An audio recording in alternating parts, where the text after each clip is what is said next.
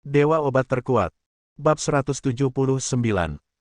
Iya, mari kita sepakati terlebih dahulu bagaimana cara membaginya, agar tidak terjadi pertengkaran di kemudian hari, yang mana akan berdampak buruk. Benar. Mari kita bicarakan dulu. Apakah masalah Tianhai cukup untuk kita bagikan?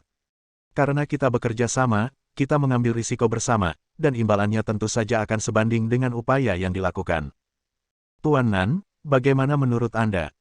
Perkataan beberapa orang satu sama lain jelas menyentuh hati mereka. Tidak ada yang akan tergoda dengan daging berlemak seperti ini. Sekalipun Anda tidak bisa memakannya, jika Anda mengulurkan tangan dan menyentuhnya, tangan Anda pasti akan dipenuhi minyak. Kalau tidak, bagaimana mungkin keluarga Fang lebih memilih mengakar di Tianhai daripada pergi ke ibu kota provinsi? Tahukah Anda, dengan kemampuan Fang Yuan sebelumnya, pergi ke ibu kota provinsi untuk menempati suatu tempat bukanlah masalah sama sekali, namun ia tidak pernah mengarahkan pandangannya ke ibu kota provinsi. Berbagi rata. Nan Sanshi berkata, setiap keluarga akan menghasilkan 3 master. Setelah pekerjaan selesai, setiap orang akan membaginya secara merata. Ini yang paling adil. Saya ingin mengingatkan kalian sekalian, jangan berpikir untuk menyembunyikan Tuan. Anda tidak dapat menyelesaikan keluarga Fang, itu tidak akan ada gunanya bersama-sama, dan itu akan mengarah pada balas dendam. Saudara-saudara Fang Long dan Fang Hu bukanlah teman baik. Tidak ada yang peduli dengan apa yang dia katakan selanjutnya. Sepatah kata pembagian yang merata sudah cukup. Mereka sepertinya telah melihat hasilnya. Setelah Tianhai menurunkannya, semua orang membagi semua rampasan secara merata. Itu kesepakatan. Kesepakatan. Itu saja, lakukan secepat mungkin. Itu langsung cocok. Menghadapi kepentingan absolut, tidak ada yang bisa menolak. Besok, kita akan mengumpulkan para ahli untuk membunuh Tianhai dan membunuh saudara-saudara Fang dalam satu gerakan. Dia berkata dengan lantang, semuanya, lusa, kalian akan mendapat banyak. Mata semua orang penuh dengan kegembiraan, dan mereka ingin segera mengambil tindakan. Dengan begitu banyak orang yang bergabung, akan mudah untuk menangani keluarga Fang. Setelah berdiskusi, semua orang bubar. Nan Sanshi masih duduk di sana, tegak, tanpa mengubah sikap anggunnya yang sopan. Apakah beritanya sudah keluar? Dia bertanya dengan tenang. Presiden Nan, beritanya telah dirilis. Keluarga Fang pasti akan bersiap. Tidak hanya itu, pihak Tuan Fu. Bawahan itu ragu-ragu sejenak, Tuan Fu mungkin juga akan mengambil tindakan. Oh. Nan Sanshi mengangkat alisnya dan menoleh ke arahnya, kapan Tuan Fu tertarik pada Tianhai. Dalam kesan mereka, Fu Yu adalah orang nomor 1 di lingkaran bawah tanah ibu kota provinsi. Tidak ada keraguan tentang hal ini. Hu Yidao dapat menekan semua orang sampai mereka tidak dapat mengangkat kepala. Tidak ada yang bisa mencoba menggoyahkan posisi Fu Yu. Namun melalui pengalaman, Fu Yu tidak serakah, juga tidak memiliki keinginan yang kuat untuk mengontrol, dan tidak pernah menuntut orang lain. Selama mereka tidak menyentuh intinya atau melanggar aturannya, Fu Yu tidak akan memperhatikan siapapun sama sekali. Orang seperti ini yang tidak memiliki keinginan atau keinginan sebenarnya tertarik pada Tianhai. Ya, Tuan Fu telah mengirim orang ke Tianhai beberapa kali. Saya tidak tahu tujuan mereka. Bawahan itu berkata dengan hati-hati, orang-orang kami telah mengawasi mereka dan mereka belum ditemukan. Nan Sanshi mengangguk. Di seluruh ibu kota provinsi, termasuk Tianhai, dan bahkan di lingkaran bawah tanah kota-kota sekitarnya, yang paling dia takuti adalah Fu Yu, dia adalah pria kejam yang telah terkenal selama lebih dari 20 tahun. Dia tidak pernah berpikir untuk mengganti Fu Yu dengan mudah, tetapi selalu benar untuk selalu waspada terhadap Fu Yu. Berhati-hatilah saat mengarungi kapal berusia 1000 tahun. Teruslah menatap. Jika Tuan Fu mengambil tindakan, itu akan lebih menyenangkan. Kita bisa menanggungnya, tapi orang besar lainnya mungkin tidak sanggup menanggungnya. Nan Sanshi mencibir, ditekan selama bertahun-tahun akan selalu membuat orang tidak nyaman. Bahkan jika Fu Yu tidak bisa digulingkan, tidak buruk membuatnya merasa sedikit tidak nyaman. Dia melambaikan tangannya, dan anak buahnya segera mundur dan pergi dengan tenang. Gejolak di lingkaran bawah tanah tidak mempengaruhi Lin Yi sama sekali. Faktanya, dia tidak peduli sama sekali. Bagaimanapun, jika ada situasi, Yang Rong akan segera memberitahunya bahwa dia hanya perlu mengambil tindakan dan menyelesaikannya. Lin Yi sedang menunggu mereka yang muncul, itulah tujuannya. Dia sama sekali tidak menyukai lingkaran bawah tanah di Tianhai atau bahkan lingkaran bawah tanah di ibu kota provinsi. Villa keluarga Ye. Lin Yi duduk di halaman, berjemur di bawah sinar matahari dan membuat teh dengan santai. Jauh dari sana, di lantai 2 villa lain, jendelanya tertutup, seolah-olah sudah lama tidak ada orang yang tinggal di sana. Tetapi saat ini, melalui jendela, seseorang sedang menggunakan teropong, mengamati setiap gerakan Lin Yi, dan menelepon untuk melapor secara real-time. Dia belum keluar lagi sejak dia kembali. Pertama dia mencuci mobil selama 1 jam, lalu dia menanam sayuran di halaman dan memotong rumput bersama pengasuh keluarga Ye. Pria yang memegang teleskop menyesuaikan fokus dan dapat dengan jelas melihat wajah Lin Yi, dia sedang membuat teh sekarang. Ya, saya membuat teh sendiri dan minum 3 teko. Ketika pria itu mengatakan ini, dia merasa tenggorokannya sedikit kering. Dia memperhatikan Lin Yi selama dia minum teh. Dia memegang ponselnya di bahunya, mengambil air mineral di ambang jendela, membukanya dan menuangkan beberapa teguk ke dalam mulutnya. Saya tidak melakukan perilaku yang tidak biasa, dan saya tidak berurusan dengan siapapun di lingkaran bawah tanah. Pria itu terus melaporkan, ya, saya tidak menelepon satupun. Dia memindahkan teropongnya dan melihat ke sudut meja. Ponsel Lin Yi diletakkan di bawah kaki meja untuk membuat meja lebih stabil. Setelah menutup telepon, pria itu menghela nafas panjang. Dia tidak tahu mengapa Fang Long memintanya untuk menatap Lin Yi. Jika Anda mencurigai Lin Yi, langsung ambil tindakan. Dia meletakkan teropongnya, bersandar di sudut, mengambil air mineral, dan menuangkannya ke dalam mulutnya. Menatap orang-orang seperti ini terlalu melelahkan. Seolah-olah dia mengetahui seseorang sedang mengawasinya dan dengan sengaja menunjukkannya pada dirinya sendiri. Hidup bajingan ini terlalu membosankan kan? Menanam sayuran dan menangkap serangga, mencuci mobil dan menyiangi. Jika dia benar-benar ahli bela diri, apakah dia akan melakukan hal seperti itu? Dia tidak bisa mempercayainya. Namun ini adalah perintah Fang Long dan dia tidak berani melanggarnya. Setelah beristirahat beberapa saat, pria itu berdiri, mengambil teleskopnya dan melihat ke belakang lagi, dan tiba-tiba ekspresinya berubah. Lin Yi hilang. Apakah kamu sudah memasuki rumah? Di atas meja kopi di halaman, cangkir tehnya masih berbau harum. Terlihat jelas dia telah menyeduh teko lagi, dan ponsel di kaki Zuo masih ada. Jika Lin Yi ingin masuk ke dalam rumah, dia harus berkemas hal-hal ini dulu, kan? Dia buru-buru menyesuaikan teleskop dan mencari Lin Yi. Bahkan jika dia memasuki rumah, dia harus yakin. Namun setelah menonton dalam waktu lama, Lin Yi tidak terlihat melalui jendela. Kemana kamu pergi? Dia duduk dan beristirahat kurang dari 1 menit. Kemana Lin Yi bisa pergi? Apakah kamu mencariku? Tiba-tiba, sebuah suara datang dari belakang, dan rambut di tubuh pria itu berdiri ketakutan. Tiba-tiba dia menoleh dan melihat Lin Yi menatapnya, bahkan memegang cangkir teh di tangannya. Lin Yi memasukkan teh ke dalam cangkir teh dan menghilangkan panasnya, lalu dengan lembut meletakkan cangkir teh di tempat yang bebas debu dan berjalan menuju pria itu. Kamu sudah lama menatapku, apakah kamu ingin minum tehku? Aku membawakannya. Bab 180. Ekspresi pria itu berubah drastis. Bagaimana Lin Yi bisa muncul di hadapannya?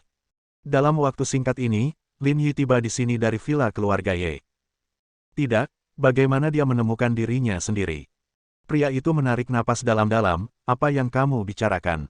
Saya tidak tahu. Kenapa kamu masuk ke rumahku? Rumahmu. Lin Yi mengangkat alisnya dan memandang pria itu, apakah ini rumahmu? Mungkinkah itu rumahmu? Pria itu bereaksi dengan cepat, segera mendapatkan kembali ketenangannya, dan malah bertanya pada Lin Yilai.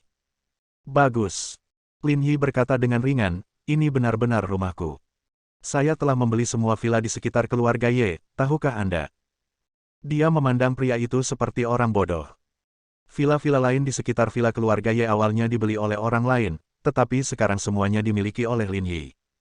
Dia tidak menyukai orang lain di sekitar keluarga Ye. Wajah pria itu berubah, dia sedikit panik, dan matanya tidak bisa menahan diri untuk tidak mengelak. Bagaimana dia bisa mengira bahwa semua villa di sini telah dibeli oleh Lin Yi? Dia menyelinap masuk secara diam-diam, berharap menggunakan lokasi ini untuk bertemu Lin Yi, tetapi dia tidak menyangka bahwa villa di sini adalah milik Lin Yi sejak lama. Kamu berbicara omong kosong. Tidak masalah apakah aku berbicara omong kosong atau tidak. Lin Yi mengambil 1 langkah dan berjalan menuju pria itu. Kamu di sini untuk memata-matai saya, yang membuat saya sangat tidak bahagia. Dengan tingkat penyelidikan seperti ini, apakah Anda berani memata-matai diri sendiri? Bahkan penyelidik terbaik di dunia tidak akan bisa bersembunyi di depan Lin Yi. Dia pasti akan mempermalukan dirinya sendiri. Melihat Lin Yi mendekat, pria itu mengertakkan gigi dan ekspresi wajahnya langsung menjadi ganas. Dia meraung dan tiba-tiba bergegas menuju Lin Yi. Dengan jentikan pergelangan tangannya, belati jatuh dari lengan bajunya dan dia memegangnya di tangannya. Pengadilan kematian. Dia bergegas dengan cepat, memegang belati erat-erat di tangannya, dan menikam Lin Yi dengan keras. Mata Lin Yi tidak berubah sama sekali, dia berdiri di sana dengan tenang, seolah dia tidak bisa bereaksi sama sekali. Saat pria itu mendekati hutan, dia tiba-tiba terjatuh dengan sekejap. Kakinya seperti terkena sesuatu, dan dia tiba-tiba kehilangan kesadaran. Ah! Dia menjerit kesakitan, dengan kepanikan di wajahnya. Sepertinya dua jarum tiba-tiba menusuk lututnya, menyebabkan dia sangat kesakitan.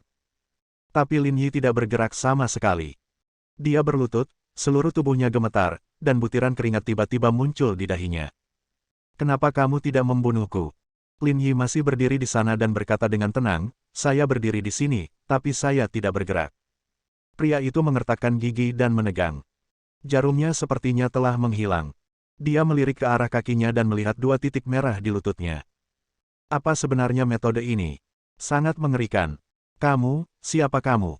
Dia memandang Lin Yi dan menarik napas dalam-dalam, "Siapa kamu?" Lin Yi berjalan mendekat, tersenyum tipis, dan menendang pria itu dengan keras, membuat pria itu terbang, jungkir balik di udara, dan menghantam tanah dengan keras. Darah keluar dari mulut dan hidung. Ah!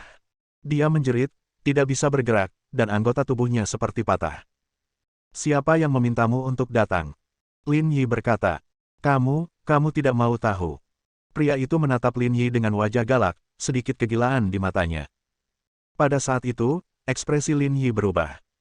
Dari sudut pandangnya, melihat pria yang tergeletak di tanah dengan kepala terangkat, dia kebetulan melihat bekas tato di lehernya. Apakah dia dari organisasi laba-laba hitam? Mata Lin Yi berubah seketika, menjadi dingin, acuh tak acuh, kejam, dan mematikan. Udara di sekitarnya tiba-tiba menjadi lebih dingin, dan lelaki itu tidak bisa menahan gemetar. Sebelum dia dapat berbicara, Lin Yi mengulurkan tangannya, mencekik lehernya, memiringkannya ke satu sisi, dan melihat tanda laba-laba hitam dengan hati-hati. Pria itu hampir mati lemas dan menendang kakinya dengan keras, tetapi dia tidak bisa melepaskan diri sama sekali. "Dari mana asal tato ini?" Lin Yi bertanya. Tato di leher pria itu sepertinya berbeda dengan jaringan laba-laba hitam, tapi gayanya sama. Seperti palsu. Pria itu meronta, tenggorokannya dicubit oleh Lin Yi, dan bahkan jika dia mau, dia tidak bisa berbicara sama sekali. Dia menepuk punggung Lin Yi dan memohon pada Lin Yi dengan matanya untuk melepaskannya. Dia sepertinya telah melihat dewa kematian, jenis yang melangkah ke gerbang neraka. Berdebar. Lin Yi melepaskannya dan pria itu terjatuh ke tanah. Udara segar kembali tersedot ke paru-parunya, menyebabkan dia batuk hebat. Sangat buruk. Bagaimana bisa begitu buruk? Lin Yi sepertinya bukan manusia sama sekali. Menjadi musuhnya jelas merupakan jalan buntu. "Aku punya tato ini. Aku melihatnya pada orang lain dan menganggapnya keren, jadi aku mendapatkannya." Suara pria itu bergetar. Saat dia melihat mata Lin Yi, dia buru-buru berkata, "Itu benar. Aku tidak berbohong padamu. Siapa yang mengirimmu untuk memata-mataiku?" Lin Yi berkata, "Kamu hanya punya satu kesempatan untuk menjawab. Jika kamu berbohong padaku, kamu akan segera mati." Jakun pria itu meluncur dan dia mengangguk berulang kali. "Itu Fang Long." "Benar saja, itu dia." Lin Yi terus bertanya, "Katakan padaku, siapa yang memiliki tato di tubuhnya?" Dia menunjuk laba-laba hitam di leher pria itu. Itu adalah 4 tuan yang dibawa kembali oleh Fang Long. Mendengar ini, mata Lin Yi tiba-tiba menyusut. Tampaknya kecerdasannya benar. Organisasi laba-laba hitam telah muncul kembali. Selama bertahun-tahun, organisasi itu telah mencari orang-orang yang mampu dan orang asing di seluruh dunia. Dia mendengar Yang Rong berkata bahwa Fang Long telah mempelajari seni Feng Shui. Mereka jelas tertarik padanya. Kali ini Fang Long kembali ke Tianhai. Dia sangat ingin membersihkan Tianhai dan membangun prestise bagi keluarga Fang. Saya khawatir keempat orang ini dapat membantunya. Pertukaran kondisi akhirnya datang. Orang-orang dari organisasi laba-laba hitam akhirnya tiba. Lin Yi mengepalkan tangannya dan persendiannya retak. Pria itu sangat ketakutan sehingga dia duduk di tanah dan tidak bisa lagi berdiri. Apa yang ingin kamu lakukan?" Melihat Lin Yi berjongkok, pria itu ingin mundur, tetapi dia tidak bisa. Saya hanya bertanggung jawab untuk mengawasi Anda. Saya tidak ingin menyakiti Anda. Saya. Apakah kamu ingin hidup? Memikirkan. Aku akan memberimu kesempatan. Setelah Lin Yi selesai berbicara, dia mengarahkan jarinya, dan aliran udara lain mengalir dari ujung jarinya, langsung menembus jantung pria itu. Ah! Pria itu berteriak kesakitan, apa yang kamu lakukan padaku? Ah! Patuhlah dan kamu akan selamat. Jika kamu tidak patuh, jarum ki ini bisa langsung menembus jantungmu. Bahkan dokter ajaib modern pun tidak bisa menyelamatkanmu. Kata-kata Lin Yi membuat pria itu tampak pucat. Dia menarik napas dalam-dalam, mengetahui bahwa hidupnya sudah ada di tangan Lin Yi, dan dia tidak punya pilihan lain selain mendengarkan kata-kata Lin Yi. Apa yang kamu mau dari aku? Dia memandang Lin Yi dan menerima nasibnya. Keempat tuan itu, saya ingin tahu segalanya tentang mereka. Tidak mungkin. Kita sama sekali tidak bisa menghubungi keempat tuan itu. Bahkan Fang Long pun sopan kepada mereka. Aku. Saat orang berada dalam kondisi ekstrim, mereka selalu bisa mengeluarkan potensi berbeda. Lin Yi berkata, misalnya, sebelum mati, jadi saya yakin kamu pasti bisa melakukannya. Tetapi, pria itu tampak malu. Memiliki masalah. Wajah Lin Yi menjadi dingin. Bersambung.